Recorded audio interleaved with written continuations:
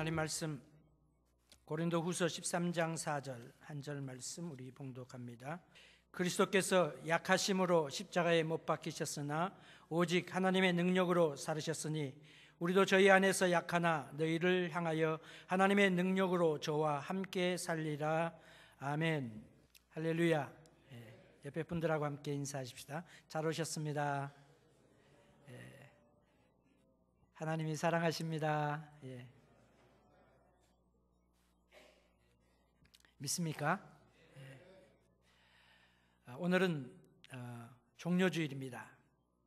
그리고 고난주간이 또 시작되는 그런 주간이기도 합니다. 예수님께서는 종료주일날 예루살렘에 입성하셨는데 왕으로 입성하시죠. 예수님이 입성하시는 이 모습을 통하여 우리는 양면적인 모습이 있는 것을 보게 됩니다.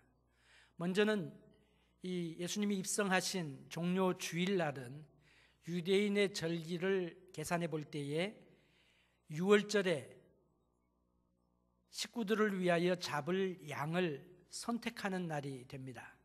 선택하는 날, 그날 양을 선택했다가 그리고 6월절에 양을 죽여서 그 양을 식사를 하면서 또 6월절을 지켰습니다. 예수님께서 예루살렘에 입성하신 그것은 하나님의 어린 양이시고 세상 죄를 지고 가는 하나님의 어린 양 되시는 예수님, 하나님의 어린 양으로 창세전에 선택되신 그분께서 이스라엘 백성들에게 선택받은 날이 되기도 합니다. 더 나아가서 종료주일의 또 다른 면은 뭐냐? 예수님께서 예루살렘에 들어가셨는데 그냥 방문하신 것이 아니라 이번에는 예수님이 왕으로 입성하셨다. 성경은 구약의 스가랴에 예언한 것처럼 나귀를 타고 예수님께서 예루살렘에 입성하셨습니다. 모든 사람들이 나와서 예수님을 기쁨으로 맞이했습니다. 찬양하고 맞이했습니다. 박수치며 맞이했습니다.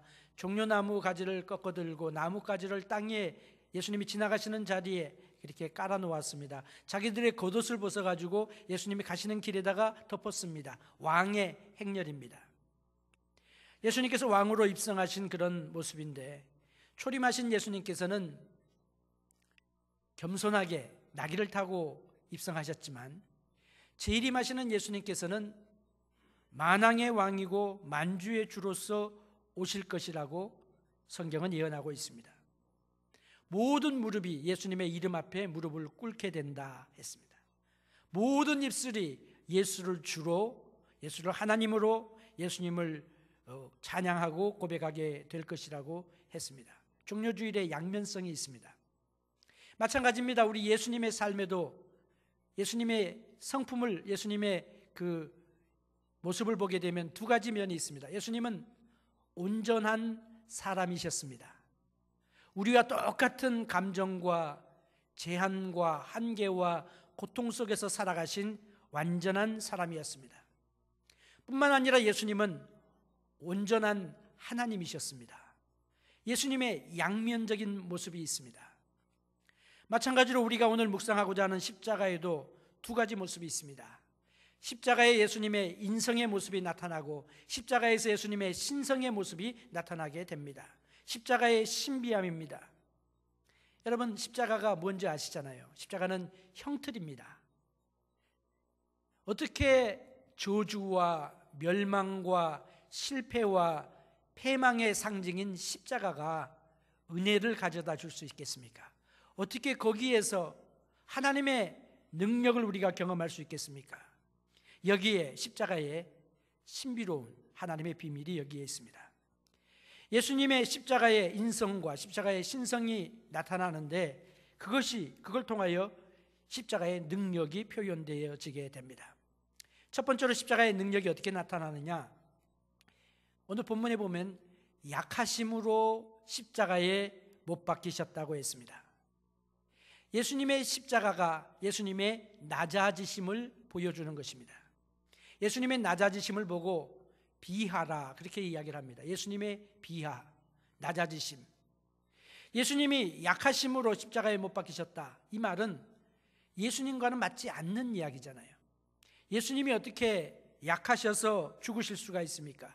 예수님은 강하신 분으로 우리가 생각을 합니다. 그런데 예수님이 하나님 되심을 버리시고 사람 되심을 취하셨다고 했습니다. 자기를 비우셨다고 했습니다. 예수님의 인성의 모습은 예수님의 약하심을 보여주십니다. 강하신 예수님께서 스스로 약하게 되셔서 십자가를 지신 것입니다. 예수님이 약해진 그 인성의 모습이 십자가에서 나타납니다. 예수님이 인간의 모습과 똑같이, 우리의 모습과 똑같이 약하셨습니다.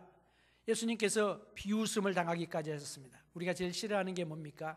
사람들이 우리를 비웃는 것, 손가락질하는 것 굉장히 싫어하잖아요. 그래서 사실 비웃지도 않은데 그냥 예민하게 우리가 반응할 때도 있습니다. 기분 나빠할 때가 있습니다.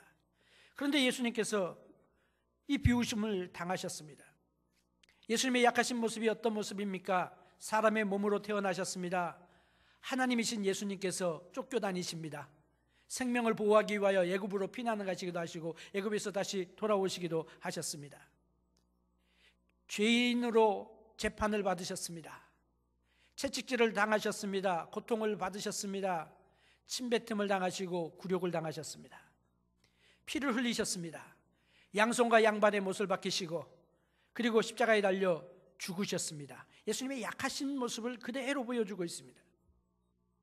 예수님의 약하신 모습이 또 뭡니까? 피곤하셨습니다. 예수님은 연약하셨습니다. 예수님이 고민도 하셨습니다. 우리 고민 많이 하잖아요. 예수님이 고민하셨다고 했습니다. 우리가 어려움 당할 때에, 안타까운 일을 했을 때 우리의 눈에서 눈물이 나오는 것과 마찬가지로 예수님은 우셨습니다. 자주 우셨습니다.